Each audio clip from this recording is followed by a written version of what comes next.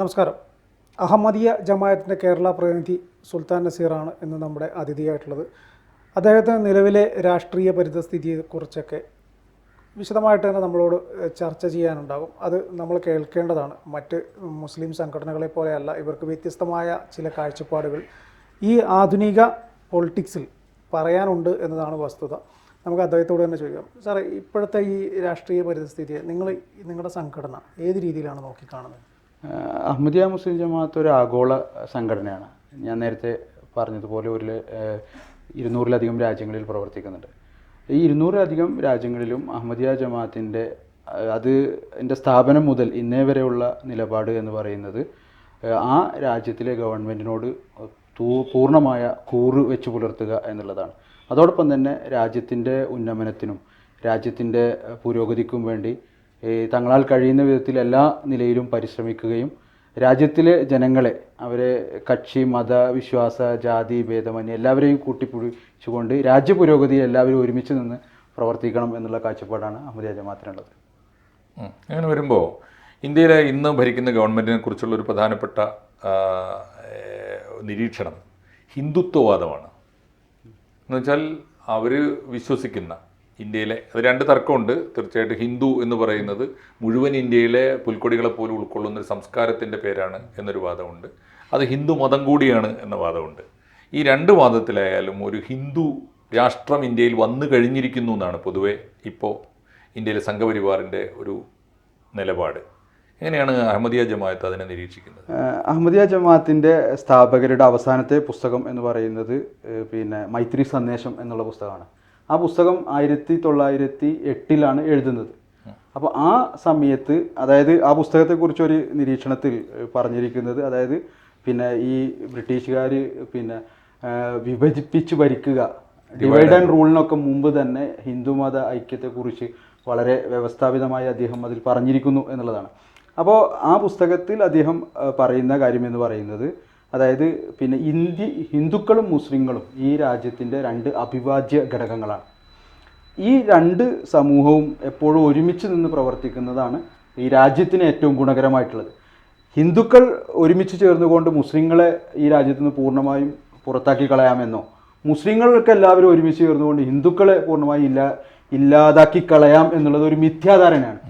ഒരു രാജ്യത്തും മുസ്ലിങ്ങൾ ഭൂരിപക്ഷമുള്ള രാജ്യത്തും സാധ്യമല്ല, തീർച്ചയായിട്ടും സാധ്യമല്ല. അപ്പോൾ അതുകൊണ്ട് തന്നെ രാജ്യത്തിന്റെ പുരോഗതിക്ക് ഏറ്റവും പ്രധാനപ്പെട്ട കാര്യം എന്ന് പറയുന്നത് എല്ലാവരും ഒരുമിച്ച് നിന്ന് പ്രവർത്തിക്കുക, എല്ലാ പൗരന്മാരും ഒരുമിച്ച് നിന്ന് പ്രവർത്തിക്കുക എന്നുള്ളതാണ്. വിശ്വാസ വൈജാത്യങ്ങളെ മാറ്റി നിർത്തിക്കൊണ്ട് ഒരുമിച്ച് നിന്ന് പ്രവർത്തിക്കുക എന്നുള്ളതാണ്. അപ്പോൾ ആ നിലയിൽ എല്ലാ നമ്മുടെ ഭരണഘടനയും നമ്മുടെ ഗവൺമെൻറ്റും ഒക്കെ തന്നെ ചെയ്യുന്ന കാര്യങ്ങളുമായിട്ട് പൂർണ്ണമായിട്ട് സഹകരിക്കുക എന്നുള്ളതാണ് പൗരന്മാർ എന്ന നിലയിൽ നമ്മുടെ ഉത്തരവാദിത്വം. അതെ, സമുദായങ്ങൾ തമ്മിൽ ഒന്നിക്കണം. അങ്ങനെ വരുമ്പോൾ അരുന്ധതി റോയിയെ പോലുള്ള രാഷ്ട്രീയ നിരീക്ഷണം അവർ നടത്തുന്നൊരു കാര്യം, ഇന്ത്യയുടെ ബഹുസ്വരതയ്ക്ക് വേണ്ടി വാദിക്കുന്ന ഇന്ത്യൻ മുസ്ലിങ്ങൾ ആ കമ്മ്യൂണിറ്റിക്കകത്ത് ബഹുസ്വരത പാലിക്കുന്നില്ല.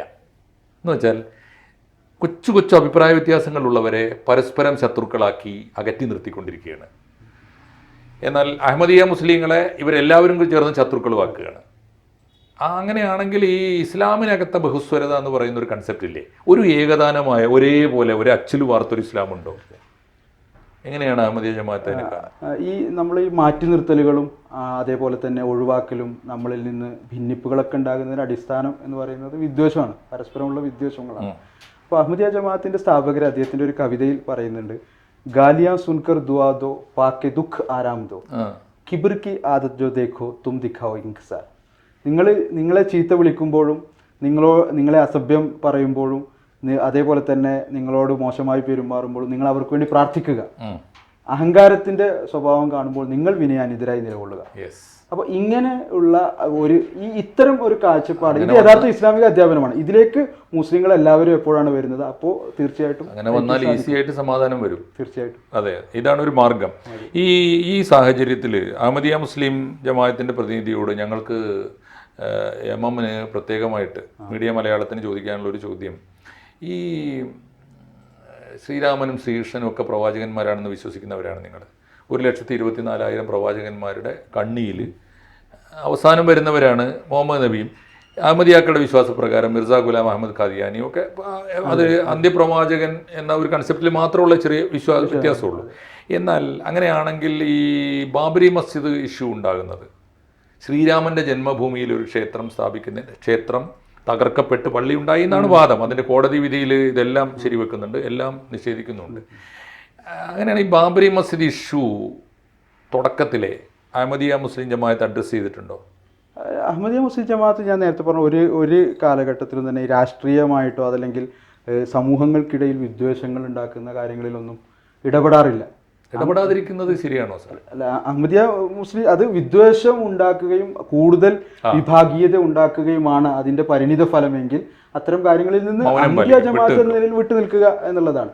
എന്നിട്ട് നമ്മൾ പരസ്പരം ഐക്യം വളർത്താൻ വേണ്ടി ശ്രമിക്കുക എന്നുള്ളതാണ്. രാമജന്മഭൂമി യാഥാർത്ഥ്യമായി, രാമക്ഷേത്രം യാഥാർത്ഥ്യമായി, അപ്പുറത്ത് ബന്ദിപ്പൂരിൽ അല്ലെ മുസ്ലിം പള്ളി നിർമ്മിച്ചുകൊണ്ടിരിക്കുന്നുണ്ട്.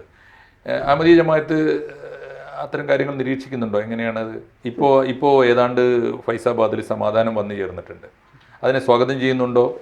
തീർച്ചയായിട്ടും ലോകത്ത് എവിടെ ഏത് സ്ഥലങ്ങളിലും സമാധാനം ഉണ്ടാകുന്നുണ്ടെങ്കിൽ ആ സമാധാന ശ്രമങ്ങളെ അഹമ്മദിയ ജമാഅത്ത് എല്ലാ നിലയിലും സ്വാഗതം ചെയ്യുകയും എന്നല്ല ലോകം മുഴുവൻ സമാധാനത്തിന് വേണ്ടി അഹമ്മദിയ മുസ്ലിം ജമാഅത്ത് പ്രവർത്തിച്ചുകൊണ്ടിരിക്കുകയാണ്. ശരിക്കും പറഞ്ഞു കഴിഞ്ഞാൽ ഒരു ഗാന്ധിയൻ ലൈനിൽ പോകുന്ന ഗാന്ധിയൻ ഇസ്ലാമാണ്. അങ്ങനെ പറയേണ്ടി വരും. ഞാൻ അതാണ് പറഞ്ഞത്. അതായത് നമ്മൾ വിട്ടുവീഴ്ചയിലൂടെയാണ് സമാധാനം സാധ്യമെങ്കിൽ അതിന് തയ്യാറാകണം. അതാണ് ഞാൻ നേരത്തെ പറഞ്ഞത്. അഹമ്മദിയ മുസ്ലിം ജമാഅത്തിന്റെ സ്ഥാപകർ അദ്ദേഹം എഴുതിയ അവസാന പുസ്തകത്തിൽ അദ്ദേഹം പറയുന്നത് അതിൽ വേറൊരു പ്രശ്നം വരുന്നില്ലേ, ഒരു അടിച്ചമർത്തലിന്റെ സ്വഭാവം അപ്പുറത്തുനിന്ന് വരില്ലേ? നമ്മളെല്ലാത്തിലും ഒതുങ്ങി പോകുമ്പോൾ അല്ല, അവിടെ അടിച്ചമർത്തലല്ല. അതായത് അതിൽ അദ്ദേഹം പറയുന്നത് മുസ്ലിങ്ങളെ സംബന്ധിച്ചിടത്തോളം പശുമാംസം ഭക്ഷിക്കുക എന്നുള്ളത് നിർബന്ധമായിട്ടുള്ള ഒരു കാര്യമല്ല, മതപരമായി അവർക്ക് നിർബന്ധമാക്കപ്പെട്ടിട്ടുള്ള ഒരു കാര്യമല്ല. പക്ഷെ മറ്റുള്ളവർക്ക് അതുകൊണ്ട് വിഷമം ഉണ്ടാകുന്നുവെങ്കിൽ അവർക്ക് അത് ഉപേക്ഷിക്കുന്നത് കൊണ്ട് എന്താണ് കാര്യം? അപ്പോൾ അതുകൊണ്ട് അദ്ദേഹം പറയുന്നുണ്ട്, നമ്മുടെ ഹിന്ദു സഹോദരന്മാർ അവരതിനെ വിശുദ്ധമായി കരുതുന്നു, അമ്മയായി കരുതുന്നു. അപ്പോൾ അവർക്കത് വിഷമം ഉണ്ടാകും എന്നതിന് അവർ നമ്മുടെ അയൽവാസികൾ, നമ്മുടെ രാജ്യക്കാരുമാണ്. ഉപേക്ഷിക്കാം. അതെ, ഗോമാംസം ഉപേക്ഷിക്കുന്നതാണ്. രാജ്യത്ത് ഗോമാംസം മുസ്ലിങ്ങൾക്ക് യാതൊരു ആവശ്യമില്ല. അവർക്ക് അത് നിർബന്ധമാക്കപ്പെട്ടിട്ടുള്ള കാര്യമൊന്നുമല്ലോ. എന്നാൽ അതേസമയം തന്നെ മറ്റുള്ള സമൂഹങ്ങൾ എന്ന് പറയുന്നത് എന്നല്ല, മുസ്ലിങ്ങളും ഹിന്ദുക്കളും എല്ലാവരും, ക്രൈസ്തവരും എല്ലാവരും തന്നെ മറ്റുള്ളവരുടെ വിശ്വാസത്തെയും ആദർശത്തെയും ഇതേപോലെ വകവെച്ചു കൊടുക്കേണ്ടതാണ്. അപ്പോഴാണ് യഥാർത്ഥത്തിലുള്ള സമാധാനം വരിക. അങ്ങനെയാണെങ്കിൽ ജയ് ശ്രീറാം വിളിച്ചുകൊണ്ട് നാട്ടിൽ അക്രമം ഉണ്ടാക്കുന്ന ഒരു രീതി പൊതുവെ ഉണ്ട്. ഞങ്ങളുടെ സമ്മേളനങ്ങൾ നിങ്ങൾ കണ്ടു കഴിഞ്ഞാൽ അതിൽ ഞങ്ങൾ ജയ് ശ്രീറാം വിളിക്കാറുണ്ട്. തീർച്ചയായിട്ടും ജയ് ശ്രീറാം, ജയ് ശ്രീകൃഷ്ണൻ, ബാബ നാനക് ജയ് എന്നൊക്കെയാണ് അഹമ്മദിയ മുസ്ലിം ജമാഅത്തിന്റെ സമ്മേളനങ്ങളിൽ ജയ് ശ്രീറാം വിളിക്കുന്നത്. തീർച്ചയായും പ്രധാനപ്പെട്ട ഒരു വിവരമാണ് കേട്ടോ. ജയ് ശ്രീറാം എന്ന് വിളിക്കാറുണ്ട്. അതേപോലെ തന്നെ പ്രവാചകൻ മുഹമ്മദ് നബി സല്ലല്ലാഹു അലൈഹി വസല്ലം എല്ലാവരും ഞങ്ങൾ പ്രവാചകന്മാർ ജയ് വിളിക്കാറുണ്ട്. മറ്റൊരു പ്രധാനപ്പെട്ട രാഷ്ട്രീയ പ്രശ്നം ഈ ലവ് ജിഹാദാണ്. എന്ന് വെച്ചാൽ പ്രണയം എന്ന് പറയുന്ന ഒരു വിശുദ്ധമായ വികാരമാണ്. രണ്ട് ആത്മാവുകൾ തമ്മിൽ, രണ്ട് മനുഷ്യജീവികൾ തമ്മിൽ ഉള്ള ഒരു ഒരുമയാണ്, ഐക്യമാണ്. അത് മതം ഒളിച്ചു കടത്താൻ, ഒരാളെ മറ്റൊരു മതത്തിലേക്ക് പരിവർത്തനം ചെയ്യാനുള്ള ഗൂഢമായ ലക്ഷ്യത്തോടു കൂടി പ്രണയം ഇടപെടുന്നതിനാണ് ലവ് ജിഹാദ് എന്ന് പറയുന്നത്. ആ വിഷയത്തിലും നിങ്ങൾ മൗനം പാലിക്കുകയാണോ അതോ? അല്ല, ഇസ്ലാമികമായിട്ടുള്ള അധ്യാപനം എന്ന് പറയുന്നത് വിശുദ്ധ ഖുർആൻ വളരെ വ്യക്തമായി പറഞ്ഞിരിക്കുന്ന കാര്യം നിങ്ങൾ രഹസ്യ സുഹൃത്തുക്കളെ ഉണ്ടാക്കരുത് എന്നുള്ളതാണ്. അപ്പോൾ അതുകൊണ്ട് തന്നെ നമ്മൾ സമൂഹത്തിൽ കുഴപ്പവും പ്രശ്നങ്ങളും ഉണ്ടാക്കുന്ന, സമൂഹത്തിൽ വിഭാഗീയത ഉണ്ടാക്കുന്ന, സമൂഹത്തിനും ഗൂഢമായ അജണ്ടകൾ പാടില്ല എന്നുള്ളതാണ്. ഈ മിശ്ര വിവാഹത്തെക്കുറിച്ചുള്ള സങ്കല്പം എങ്ങനെയാണ്? ഇപ്പോൾ ശ്രീകൃഷ്ണനും ശ്രീരാമനും ഒക്കെ ഈ യേശുക്രിസ്തു തീർച്ചയായിട്ടും പ്രവാചകനാണ്. അങ്ങനെ വരുമ്പോൾ ഈ അന്യ സമുദായങ്ങളൊക്കെ തമ്മിലുള്ള വിവാഹത്തെ എങ്ങനെയാണ്? വിവാഹം എന്നൊക്കെ പറയുന്നത് ഓരോരുത്തരുടെയും പേഴ്സണൽ ആയിട്ടുള്ള കാര്യങ്ങളാണ്. അതെ, അപ്പോൾ അതുകൊണ്ട് അവർക്ക് അതിൻ്റെതായ സമ്പൂർണ്ണ സ്വാതന്ത്ര്യം. പക്ഷെ അതേസമയം തന്നെ അവർക്ക് വിശ്വാസപരമായിക്കൊണ്ട് അവരുടെ വിശ്വാസത്തിന്റെ അടിസ്ഥാനത്തിൽ ഒരാളെ സംബന്ധിച്ചിടത്തോളം ഞാൻ ഇന്ന മുസ്ലിമിൽ നിന്ന് മാത്രമേ വിവാഹം കഴിക്കുകയുള്ളൂ എന്നുണ്ടായിരിക്കാം എന്ന് തീരുമാനിക്കാം. മറിച്ചു ആവാലോ. അതെ, ഇപ്പൊ എന്റെ കുടുംബത്തിലേക്ക് ഇപ്പോൾ ഒരു കുട്ടി വന്നു, എന്റെ മോന്റെ ഭാര്യയായിട്ട് വരുന്നത് ഒരു അന്യമതക്കാരിയാണ്. അവളുടെ വിശ്വാസത്തെ ബഹുമാനിക്കാൻ എന്റെ മോൻ തയ്യാറാണെങ്കിൽ അതിനെ അഹമ്മദിയ ജമാഅത്ത് സ്വാഗതം ചെയ്യും. അങ്ങനെയുള്ള സമൂഹങ്ങളിൽ അങ്ങനെയുള്ള വിവാഹങ്ങൾ നടക്കുന്നുണ്ട്. അത് ഉള്ളത്. പക്ഷെ നമ്മുടേതായ വിശ്വാസപരമായ നിലയിലുള്ള ഐക്യവും സാമൂഹികമായ അവിടെ നിങ്ങൾക്കൊരു സാംസ്കാരികമായ ആശങ്കയോ ഉത്കണ്ഠയോ ഉണ്ടോ എന്ന് ഞാൻ ചോദിച്ചു. ഇല്ല, അങ്ങനെ സാംസ്കാരികമായിട്ടുള്ള ആശങ്കയൊന്നുമില്ല. അതൊക്കെ ഓരോ വ്യക്തിയുടെ സ്വാതന്ത്ര്യവുമായി ബന്ധപ്പെട്ട് നിൽക്കുന്ന കാര്യമാണ്. അത് അക്രമം ഉണ്ടാക്കാത്ത കാലത്തോളം സമാധാനത്തിന് വേണ്ടി നിങ്ങൾ സ്വാഗതം ചെയ്യും. സ്വാതന്ത്ര്യം അല്ലേ? തീർച്ചയായിട്ടും. അപ്പോൾ പുതിയ കാലത്ത് ഏറ്റവും ഒടുവിലത്തെ ഒരു വിഷയം, ഇപ്പോൾ അഹമ്മദിയ ജമാഅത്തിനെ ഏറെ കിട്ടുമ്പോൾ ഞങ്ങൾ മലയാളം വായിക്കുന്നവരുടെ ഒരു മനസ്സിലുള്ളൊരു ചിത്രം മുബാഹല എന്ന വാക്കാണ്.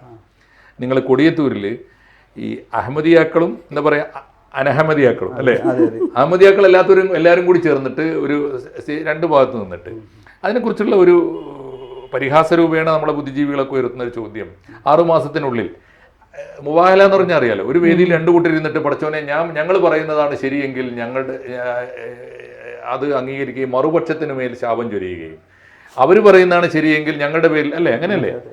പക്ഷെ 6 മാസം പോയിട്ട് വർഷങ്ങൾ കഴിഞ്ഞിട്ടും അതിന് റിസൾട്ട് ഉണ്ടായില്ല എന്നൊരു വാദം. അത് റിസൾട്ട് ഉണ്ടായില്ല എന്ന് പറഞ്ഞു കഴിഞ്ഞാൽ അതായത് അതിനെ പിന്നെ തെറ്റായ നിലയിൽ വ്യാഖ്യാനിക്കുമ്പോഴാണ് ഇതിന്റെ അഹമ്മദികളുടെ നിരീക്ഷണം എന്ന് പറയുന്നത്. അതായത് ഈ ഇത്തരത്തിലുള്ള പ്രാർത്ഥന എന്ന് പറയുന്നത് അതിന്റെ അർത്ഥം എന്ന് പറയുന്നത് മറുഭാഗത്തുള്ള എല്ലാവരും മരണപ്പെടും അല്ലെങ്കിൽ കൊല്ലപ്പെടും, അതല്ലെങ്കിൽ ഇല്ലാതായി തീരും എന്നുള്ളതല്ല. അതായത് ഈ ഒരു കാര്യം എന്ന് പറയുന്നത് അത്തരത്തിലുള്ള ഒരു സമൂഹത്തിനും രാജ്യത്തിനും വിശ്വാസത്തിനും പ്രത്യേകിച്ച് മുസ്ലിങ്ങളുടെ ഇടയിലാണ് പ്രവാചകനും ഇസ്ലാമിനും ഒക്കെ എതിരായിട്ടുള്ള ഒരു വിശ്വാസം ഞങ്ങളുടേതാണ് എങ്കിൽ ഞങ്ങളെ നശിപ്പിച്ചു കളയണമേ, വളർന്നിട്ടേ ഉള്ളൂ. അതാണ് അത്. പക്ഷെ അതേ വാദം മറുപക്ഷത്ത് ഉന്നയിക്കൂലേ, ഞങ്ങളും വളർന്നു എന്നവർ പറയില്ലേ? അവർ പിളറും തോറും വളർന്നുകൊണ്ടിരിക്കുകയാണ്, സുന്നികൾ പിളരുന്നു, മുജാഹിദ് പിളരുന്നു. ആ കാര്യങ്ങളിലാണ് നമ്മൾ നോക്കണം. പക്ഷെ ഇവിടെ അടിസ്ഥാനപരമായിട്ടുള്ള കാര്യം എന്ന് പറയുന്നത് ഞങ്ങളുടേതാണല്ലോ വിഷയം. നിങ്ങൾ തെറ്റായ ഒരു വിശ്വാസം കൊണ്ടുവന്നിരിക്കുന്നു ആണെങ്കിൽ നിങ്ങൾ ഞങ്ങൾ പറഞ്ഞിരിക്കുന്ന കാര്യം, അതായത് മീർസ ഗുലാം അഹമ്മദ് ഖാദിയാൻ ഞങ്ങളുടെ സ്ഥാപകൻ, അദ്ദേഹം ദൈവത്തിൽ നിന്ന് വന്ന ആളാണ്. ഇത് ഞങ്ങൾ പൂർണ്ണമായിട്ട് വിശ്വസിക്കുന്നു. ഏതുപോലെ പ്രവാചകൻ മുഹമ്മദ് നബി സല്ലല്ലാഹു അലൈഹി വസല്ലമയ്ക്ക് ദിവ്യ വെളിപാടുകൾ ഉണ്ടായോ അതുപോലുള്ള വെളിപാടുകൾ അദ്ദേഹത്തിന് ഉണ്ടായിരിക്കുന്നു. ഇതിൽ ഞങ്ങൾ തെറ്റാണെങ്കിൽ ഞങ്ങൾ നശിച്ചു പോകട്ടെ, അല്ലെങ്കിൽ ഞങ്ങൾ ഇല്ലാതായി തീരട്ടെ എന്നുള്ളതാണ്. ഭൗതികമായ നാശമല്ല, അങ്ങനെയല്ല. സമാധാനത്തിന്റെ ഒരു സമൂഹത്തിന്റെ നാശം ഒരിക്കലുമല്ല. ആശയപരമായി വിശ്വാസപരമായി അങ്ങനെയുള്ള കാര്യങ്ങൾ മാത്രമാണ്. പുതിയ ഇന്ത്യയിലെ ആശങ്ക ഉയർത്തുന്ന ഒട്ടേറെ പ്രശ്നങ്ങളെ കുറിച്ചാണ് അഹമ്മദിയ ജമാഅത്തിന്റെ നിലപാട് വിശദീകരിച്ചത്.